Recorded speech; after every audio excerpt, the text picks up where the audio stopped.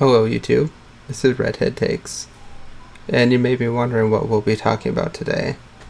I think I remember saying a couple weeks ago that I'd be talking about my original or OG Xbox game collection. I have those here today. I figured today is a good enough day to talk about one of the most underrated game systems out there. Clearly number 2 in that generation. GameCube, Xbox OG, and then PS2. Yeah. PS2 is the greatest thing ever. It's not. If you go back and compare multi-platform games between OG Xbox, GameCube, and PS2 far and away has the graphics that look the most dated. It's not to say there's games on both GameCube and Xbox that don't also look outdated, but in terms of overall quality, overall graphical fidelity between the three systems, PS2 is clearly number 3, which is pretty amazing. It definitely outsold both GameCube and Xbox, but with Sony gets the benefit of the doubt. That's why, I'll do a whole rant eventually on why I think Microsoft is better than Sony, but honestly, I just think they've had numerous problems over the years. It's not to say they don't have good things here and there. They do. And it's not to say Microsoft hasn't made mistakes either, but overall, Xbox, OG, and GameCube are better than PS2. But anyway, let's actually get into my Xbox game collection. If you happen upon this video, give me a subscribe if you like my content. Here at Redhead Takes, I will be giving you all my takes on gaming content and sporting content. I eventually branch out into some movie reviews. Haven't seen anything out there that's really worth seeing yet. Debated going to see Doctor Strange 2, but not sure I want to spend my money on that. Last good movie I saw in the theater was Dune, which is probably one of the best movies ever in terms of book to movie. But again, you can find me on TikTok at Redhead Takes 1, which is where also on Twitch at my handle Redhead Takes. On TikTok, it's where I give all my Twitch stream announcements and updates on YouTube. Yeah. Right now I'm streaming on Twitch between Dark Souls Remastered and Lego Star Wars Skywalker Saga. Although today I will be beginning to stream the much anticipated, at least for me, Sniper Elite 5. I've been waiting for a long time. Well, I guess now is as good a time as any to go through the games.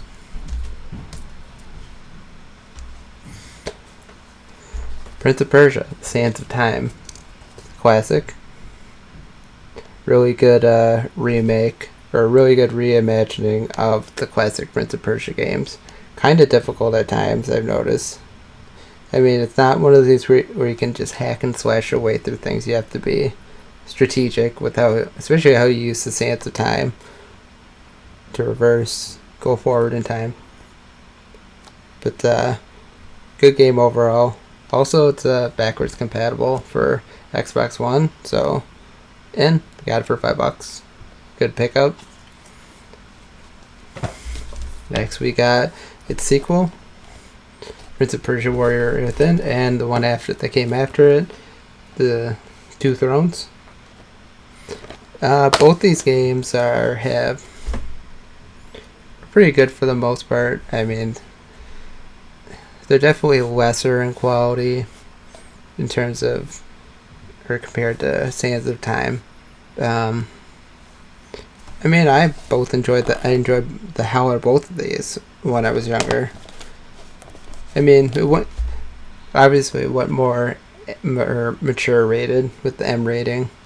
And to be honest, it kind of took away from the platforming, which was the most important part of Prince of Persia, although it was fun to slash with the Dagger of Time. And these are both pretty fun for the most part, and pretty cheap. In terms of quality, I'd say Sands of Time is still the best. Don't know what I'd pick would be better of these three. Although I think they all have their moments. Again, bought all three of these for $5 a piece. They're worth checking out, I guess, if you want a fun little hack and slash platformer action with some minor or some somewhat janky issues with all three of them. Now we got a fun little World War II shooter or fighting sim in Heroes of the Pacific. I've been trying to find this game for a long time because I remember playing it on PC, and it's just really fun. So many different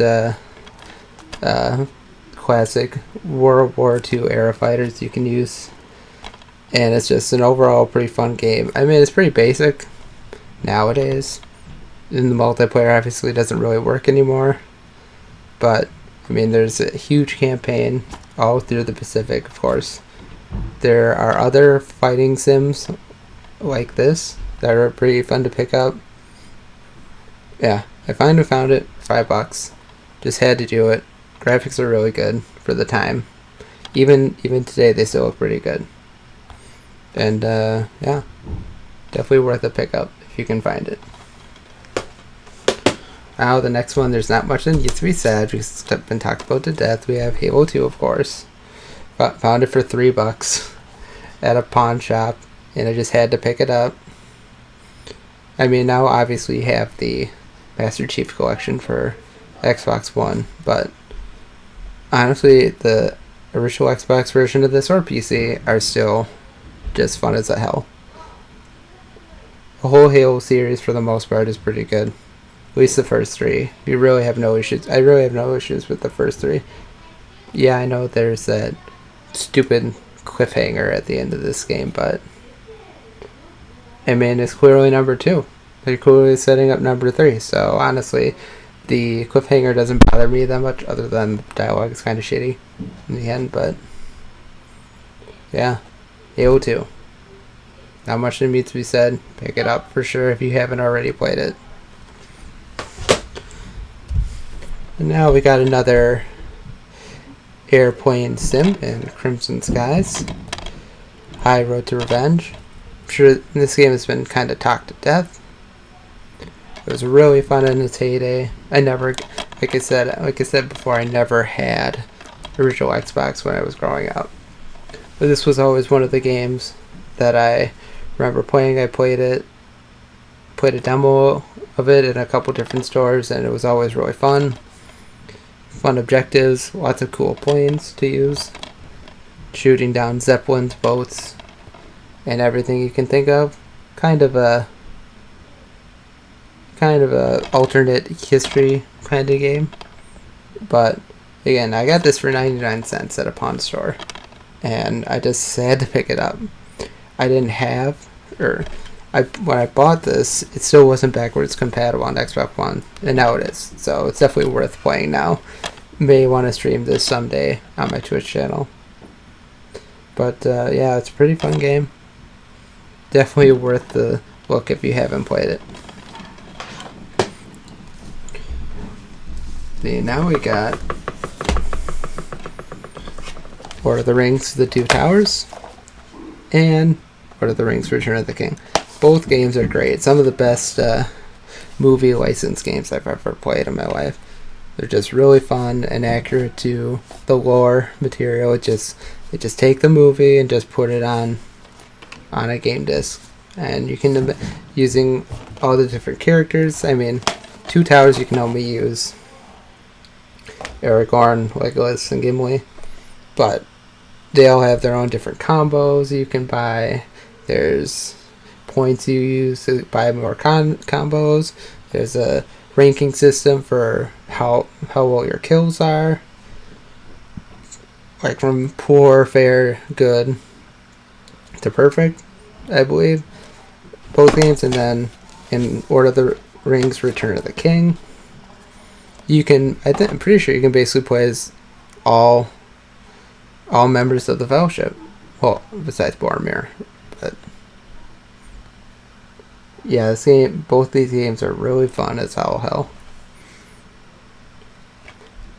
Yeah, not much that needs to be said.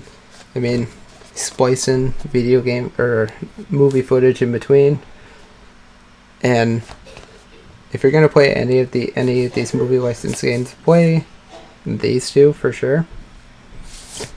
Don't get that Lord of the Rings, The Fellowship of the Ring, because it's not based on a movie, and it is based on the lore, which the lore is great and all, but it's not very game worthy. But yeah, you can find both these for relatively cheap. They're both fun, definitely worth a look. Now we got Legacy of Kain Blood Omen 2. Don't know much about this game really. I know it's another intro into the Legacy of Kain series, obviously, made by Eidos. And now that these properties are free from Square Enix, maybe we'll get some more good content in the series, because seriously, the series is great and it's been long overdue and needs to return. Yeah, I think we'll have to check this out eventually. Play some of the other games first before I get to this, but yeah, it looks pretty fun from what I can see. And now we got Call of Cthulhu: Dark Corners of the Earth. I know this game has definitely been talked to death. This game is wonderful. It's really fun. Or from what I've seen, it's really eerie, really, really good name to the Lovecraftian mythos from what I've heard. I think I'm not sure if this is backwards compatible on the Xbox One. I'll have to try it out because I definitely want to play this game. Now, this one was a little steep. This one was $30. I mean, from what I could tell, it's totally worth it. I'll have to look into it. But from what I've heard, it's just wonderful. One of those games I just had to get. Pretty sure this was only on Xbox originally. And yeah, I can't wait to play this game. Not sure if this is streamable, but if it is, I'd love to stream it. Obviously, I need some capture cards for PS2, Xbox, or GameCube, so if anybody out there knows where I can get those for a relatively cheap price, I'd love to know, because I'd love to stream older Xbox content, PS2 content, GameCube even. I know Nintendo is kind of litigious on the gameplay side of things, but yeah. Call of Cthulhu, Dark Corners of the Earth. It's been talked to death, but find it if you can. If you can get it for 30 or under, definitely worth it. Alright, we have The Punisher. Another one of the best movie license games out there. I don't even think it's really based around the movie. Published by THQ. It's just, I mean, it has a cool interrogation system. I'm pretty sure this game is censored from the PC version, which is unfortunate because some of the kills in this game are pretty gruesome and awesome, in my opinion. I know the difference between a game and reality, so I can enjoy these and know I'm just playing a game and not something I want to imitate. The great thing about this game is it holds to the Punisher character. When you try and hold your reticle over a civilian, it literally tells you, I don't kill civilians. So you literally can't. So I mean, to say this advocates for violence, it doesn't. It just doesn't. It's all about fighting it back against crime and ending those who got away. He's not a superhero, he's a vigilante, and a very great one. It's sad what happened to his character, but I had this game. It can never be taken away from me. Again, it was a little steep. I got it for $30, but honestly, it was worth it because it's been a long time in the making trying to find it. It's just one of those games that people don't just give up. They're just not going to give up on it. They're not going to sell it. Why would you sell? Get rid of bad games. Don't just buy bad games just to buy bad games. Doesn't make sense, honestly. But yeah, Punisher was a great game. Definitely worth picking up if you can find it. Or also I have an OG Xbox. Pretty sure it's not backwards compatible, unfortunately. Honestly, there should be a way for every game to be backwards compatible. I know it's a little more complicated than that, but it would be wonderful to just be able to put original Xbox game into an Xbox One, automatically have it recognize it, not pay for them like you have to with the new stupid PS Plus or whatever, where they're bringing in classic games. I think it's just a blatant copy of Game Pass, and it's not creative at all. Next game we have, got Time Splitter's Future Perfect. Never played this one before. Got it for $30. I thought it was worth it because I've heard it was really fun, zany, sci-fi action game. Can't wait to play it sometime. But yeah, I can't wait to try it out. This may be backwards compatible. I'm not sure. And now we have the greatest football game of all time. Not much needs to be said. Again, this game should be backwards compatible. I know this one is probably tricky because it was made by the old 2K team, which probably doesn't exist anymore, where many of them work for different companies now on lesser projects.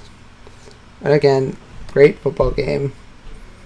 If Madden could even copy half of what's in this game, Madden would be so much better for it.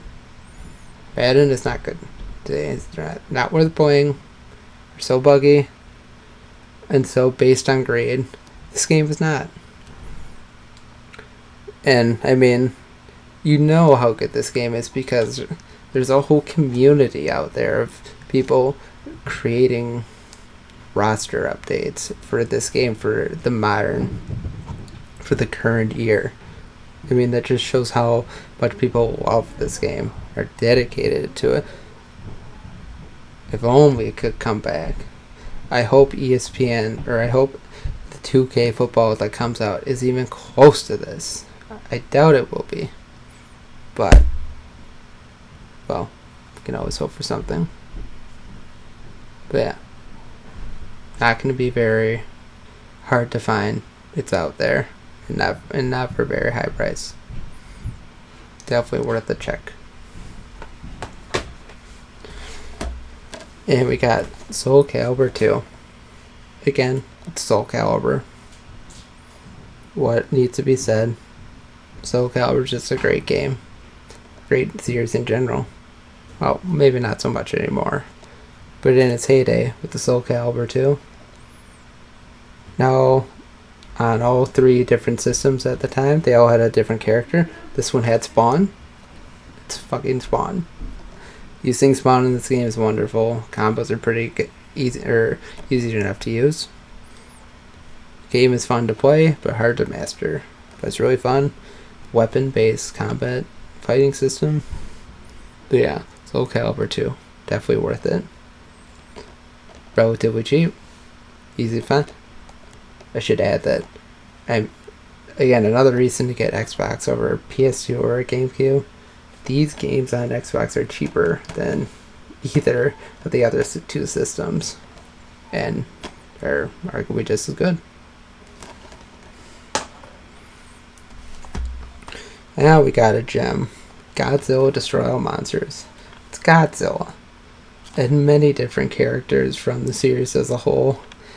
This one I got as a gift. It's $45, so a little steeper, but this game is great. It's fun. Monster combat was so many different combos, special moves. Can just blow everything up. Fun little campaign. Great 2-person beat 'em up action. Yeah, this game is fun as all hell. Definitely worth getting. Probably on more expensive side, closer to $50 on any system you find it. Again, Xbox or GameCube, get it on those. Don't waste your time on the PS2 version.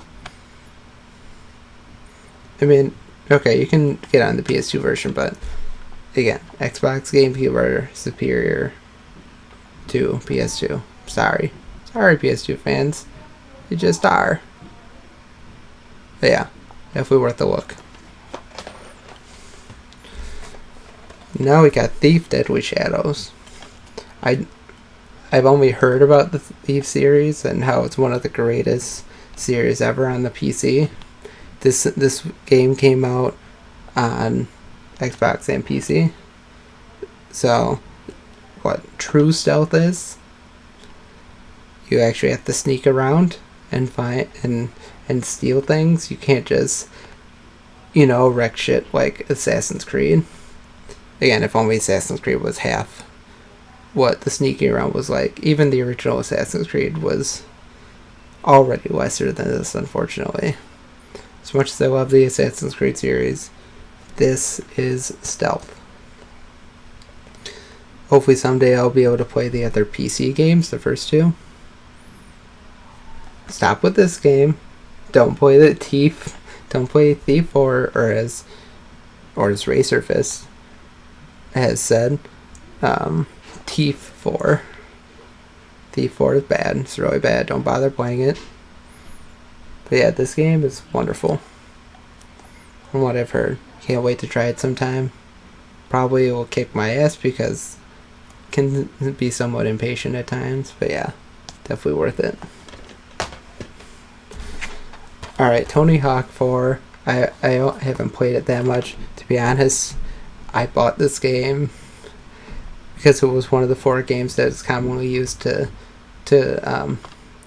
hack your Xbox, which I did. But from what I have played of it, it's Tony Hawk. It's a Tony Hawk game. It's really fun. The last good, not the last one. I don't know where that game is that I'm talking about, but yeah, another great game in the Tony Hawk series. Definitely check it out. Get it for pretty cheap. And Gladiator Sword of Vengeance. I think this game is partially based off the Gladiator movie. It came out 5 years later, so I mean, it's a fun little hack and slash game. It's kind of janky and it's not that great, to be honest, but it's just look fun. I love Gladiator games. I love the blood and gore. Again, I can tell the difference between reality and a video game. But yeah, relatively cheap. Somewhat fun. Again, another game I just like playing as a kid. Star Wars Episode 3, Revenge of the Sith. Pretty good movie license game. Was spliced in footage from the movie. I mean, it's a little dated now all the time, but the combat is actually pretty fun. There's lots of upgrades you can for both characters, for both Obi-Wan and Anakin. I mean, it's just really fun in general. And got this one for $8. It's pretty fun, though. Yeah. Check it out if you want to partake in a great movie license game. And here we go. We have our final game, Ninja Gaiden Black. Now this game is hard. The original Ninja Gaiden for Xbox, OG Xbox, was so hard they had to re-release this game as Ninja Gaiden Black. Like I mentioned in my Ninja Gaiden 2 review, this is the game that follows Ninja Gaiden 2, in case you're wondering. it's hard. It is. It's actually pretty challenging. I love it though. It's fun. I've gotten halfway through. I'll probably have to start it over again just to get the story right. But again, a great ninja game. Probably the second best ninja game ever made. But it's just really fun. Hard to master. Fun to play though. Yeah, I got this for 18, so a little more on the pricier side, but it's still worth it for sure. Backwards compatible, so you can honestly buy it on the Xbox store if you'd like. But yeah, Ninja Gaiden Black. So hard they had to release it as Ninja Gaiden Black, but damn is it satisfying and fun to play. And now we've come to an end of my review, or my brief overview of my Xbox gaming collection. All the games that I've had are all pretty fun, or from what, at least based on what I've heard, they're all pretty fun. As always, if you're just you just stumbled on through to my video, hope you enjoy the content. Follow me on Twitch and TikTok. And here, of course, subscribe, like, and subscribe. And hope to see you again soon with my upcoming Destroy All Humans review. Still working on it. Still getting used to editing and everything. Haven't gotten a grasp of that yet. But, yeah. Hope to see you again soon. Have a great day. And God bless.